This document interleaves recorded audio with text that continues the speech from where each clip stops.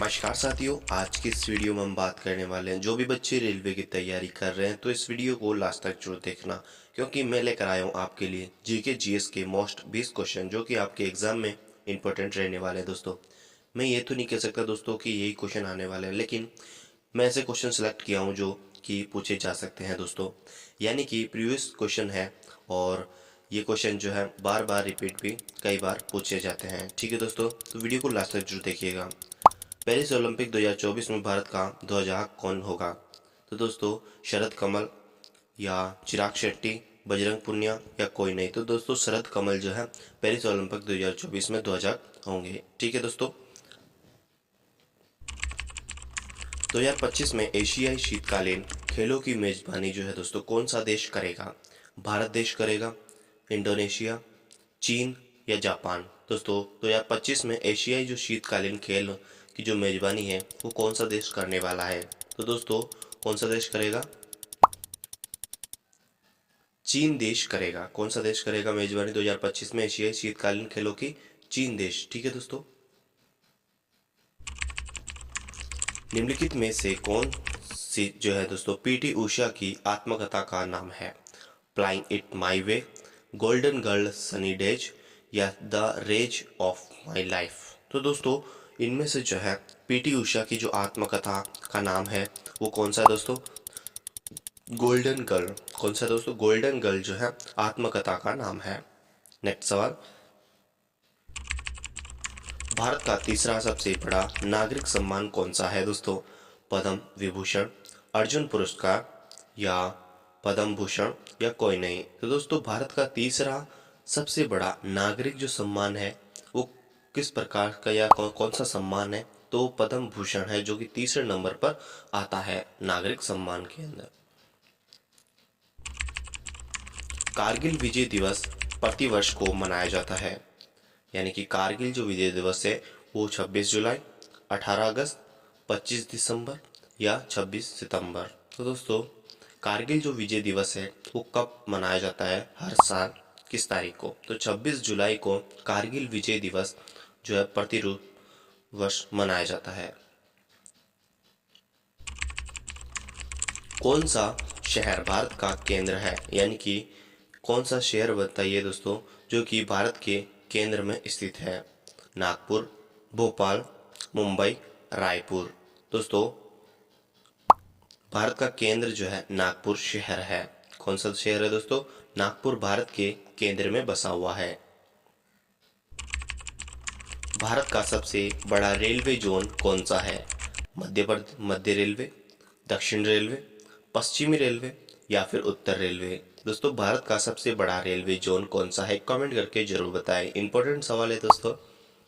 तो उत्तर रेलवे भारत का सबसे बड़ा रेलवे जोन है जो कि नई दिल्ली में स्थित है दोस्तों। ठीक है, अगला सवाल आप सभी का, असहयोग आंदोलन कब समाप्त हुआ था? तो दोस्तों, असहयोग आंदोलन कब समाप्त हुआ? 1925 में, 1936 में, 1922 में या फिर 1930 में? तो दोस्तों, आपको ये बताना है कमेंट में असहयोग आंदोलन जो है कब शुरुआत हुई थी। तो दोस्तों, ये समाप्त जो है 1922 में हुआ था। ठीक है, तो शुरुआत कब हुई थी कमेंट करके जरूर बताएं दोस्तों। उपराष्ट्रपति को पद की अवधि कितने वर्ष की होती है? यानी कि उपराष्ट्रपति जो है अपने पद पर कब तक रह सकता है? तो दोस्तों, 5 वर्ष, 6 वर्ष, 4 वर्ष या फिर 9 वर्ष तक? तो दोस्तों, उपराष्ट्रपति को जो है 5 वर्ष के पद की अवधि प्रदान की हुई होती है। ठीक है दोस्तों, 5 वर्ष के बाद वापस उनके जो है चुनाव होते हैं। अंतिम मुगल बादशाह कौन था? बाबर था, अकबर, नूर शाह या फिर बहादुर शाह? अंतिम मुगल बादशाह कौन था? तो दोस्तों, आपको कमेंट में ये बताना है पहला मुगल बादशाह कौन था। ठीक है दोस्तों, ये भी क्वेश्चन बनते हैं, पहला मुगल बादशाह कौन था? तो अंतिम पूछा जा रहा है इसमें, तो बहादुर शाह जो है अंतिम मुगल बादशाह था। ठीक है, इंपॉर्टेंट सवाल है सभी दोस्तों।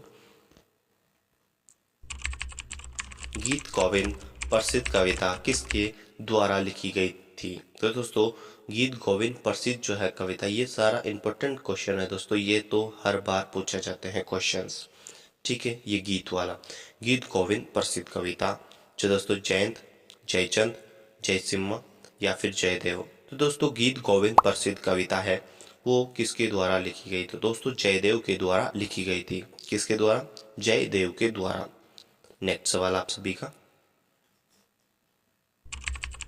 किस देश में गंगा नदी ब्रह्मपुत्र नदी से मिलती है? यानी कि आपको बताना है दोस्तों, गंगा नदी और ब्रह्मपुत्र नदी जो है कौन से देश में मिलती है? यानी कि नेपाल से, बांग्लादेश से, म्यांमार में या फिर चीन से। तो दोस्तों गंगा नदी और ब्रह्मपुत्र नदी का उद्गम स्थल आपको कमेंट में बताना है, यानी कि इन दोनों का उद्गम स्थल कहाँ से है वो आपको बताना है। और ये दोनों जो दोस्तों बांग्लादेश में मिलती है आकर। ठीक है दोस्तों, कहाँ पर मिलती है? बांग्लादेश में मिलती है आकर। ओके, नेक्स्ट सवाल है दोस्तों। दोस्तों अभी तक आपने चैनल को सब्सक्राइब नहीं किया तो सब्सक्राइब कर लीजिए। भारत का लौह पुरुष किसे कहा जाता है? ऑप्शन से बाल गंगाधर तिलक को, जवाहरलाल नेहरू को, सरदार वल्लभ भाई पटेल को या राजा राममोहन राय को। भारत का लौह पुरुष जो दोस्तों किसे कहा जाता है? आपको कमेंट करके बताना है। इंपॉर्टेंट सवाल है ये भी दोस्तों कि भारत का लौह पुरुष किसे कहा जाता है? Iron man. तो दोस्तों सरदार वल्लभ भाई पटेल को कहा जाता है लौह पुरुष। ठीक है, अगला सवाल, सत्रिया किस राज्य का लोक नृत्य है? सत्रिया जो लोक नृत्य है वो किस राज्य में मनाया जाता है बड़े धूमधाम से? तो मिजोरम में, मणिपुर में, नागालैंड में या फिर आसाम में। दोस्तों जो सत्रिया लोक नृत्य है वो आसाम में मनाया जाता है। कहाँ पर? आसाम राज्य के अंदर बड़ी धूमधाम से मनाया जाता है। नेक्स्ट सवाल, इनके निर्माण के संदर्भ में निम्न में से किस प्रकार की चट्टानें सर्वाधिक प्राचीन है? यानी कि दोस्तों इनमें से आपको बताना है ऑप्शन में से सर्वाधिक प्राचीन जो चट्टानें हैं वो कौन सी है? आग्नेय, रूपांतरित, तालछट्टी या प्लूटोनिक। तो दोस्तों आग्नेय जो है सबसे सर्वाधिक प्राचीन चट्टानों में से एक है। ठीक है, अगला सवाल, 1857 का विद्रोह मुख्यतः विफल हुआ क्योंकि? यानी कि कारण बताना है। 1857 का जो विद्रोह है वो किस कारण से विफल हुआ था? योजना और नेतृत्व की कमी के कारण, यहाँ समय से पहले था, यानी कि ये समय से पहले ही करा दिया गया, या फिर ए बी दोनों के कारण, या यहाँ इनमें से कोई नहीं। तो दोस्तों ए और बी सही जवाब है, यानी कि योजना और नेतृत्व की कमी के कारण भी, और यहाँ जो है समय के से पहले भी ये युद्ध हो गया था। ठीक है दोस्तों, 1857 का मुख्य ये दो कारण है।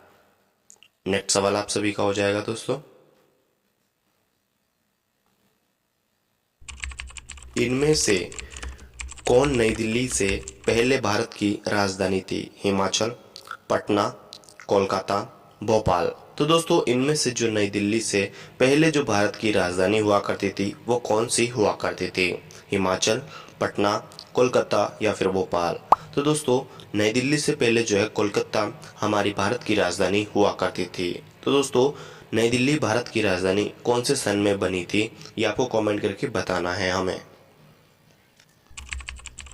समाजवाद का मुख्य लक्ष्य है लाभ कमाने के लिए, व्यय को कम करने के लिए, सामाजिक कल्याण को बढ़ावा देने के लिए या फिर समय को दुगना करने के लिए।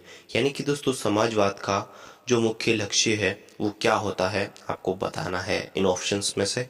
तो उनका जो है समाजवाद का मुख्य लक्ष्य होता है वो होता है दोस्तों सामाजिक में, यानी कि समाज में कल्याण को बढ़ावा देने के लिए, यानी कि कल्याण को बढ़ावा देने के लिए समाजवाद का मुख्य लक्ष्य है। भारत की कौन सी पर्वत श्रेणी नवीनतम है?